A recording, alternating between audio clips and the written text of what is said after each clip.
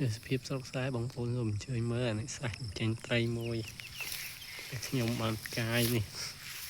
បានរងបូមដាក់ស្រែខ្លះនឹងប្រកាសទឹកខ្លះដើម្បីបងប្អូនមើលទេសភាពដល់វាទៅយ៉ាងណា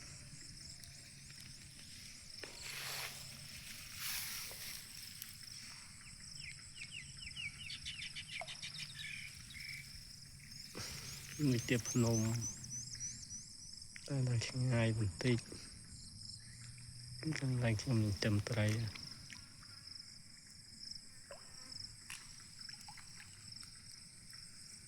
ជាដើមឈើដែលខ្ញុំបានដាំនៅជុំវិញឆ្លាស់តាមរបងដីនឹងមានដើមត្នោតមួយដើមនៅគេស៊ីដូនតានៅមួយជួរនេះមានតែដើមត្នោតមួយនឹងទេទិដ្ឋភាពនៅពេលព្រឹកអត់នៅពេលល្ងាចឯនៅក្រៅខ្ញុំនឹងថតឲ្យច្បាស់ដើម្បីឃើញត្រីច្រើនឡើងមកនៃដូចជាកដោនេះបងប្អូនមើលបានល្អមើលតែថ្ងៃនេះអត់ឃើញចេញព្រោះកដោវាអត់តាន់ធំចំណៃវាអត់តាន់ធំខ្លាំងទៅវាអត់តាន់ចេញមកស៊ី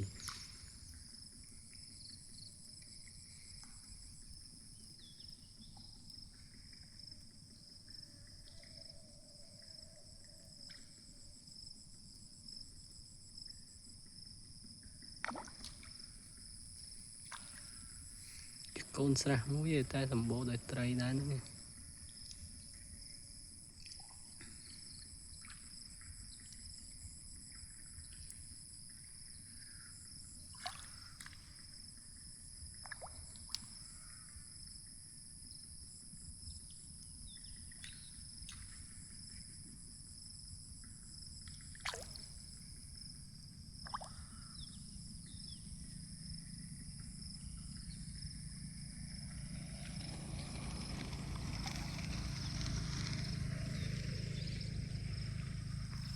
មានកុកមានអីវាស្រែនេះធំនោះវើយបងប្អូន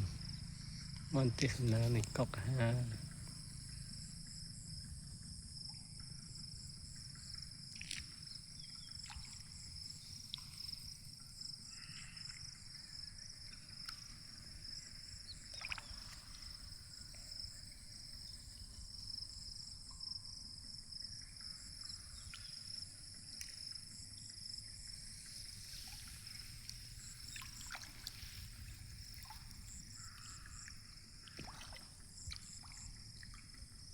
តែពេលនេះជាពេលល្ងាចទៅវាខ្ញុំថតមិនបានឃើញត្រីច្បាស់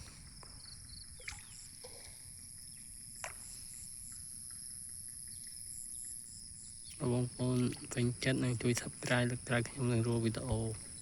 ដែលល្អមើលជាងនេះឃើញច្បាស់ឲ្យបងប្អូនបានទេសនាឃើញការកាយស្រះយកត្រី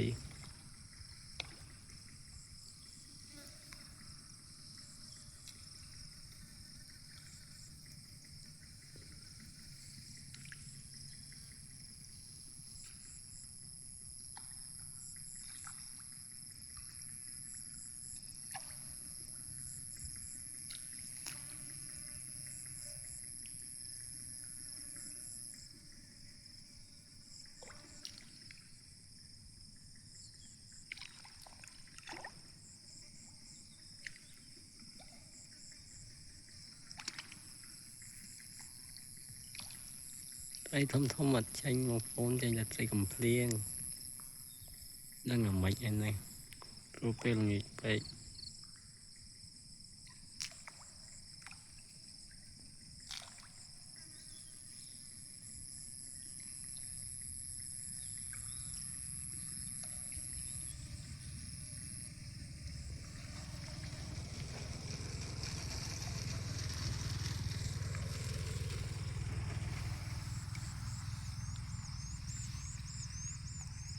ឈើដែលបានដាំតាមវាស្រែ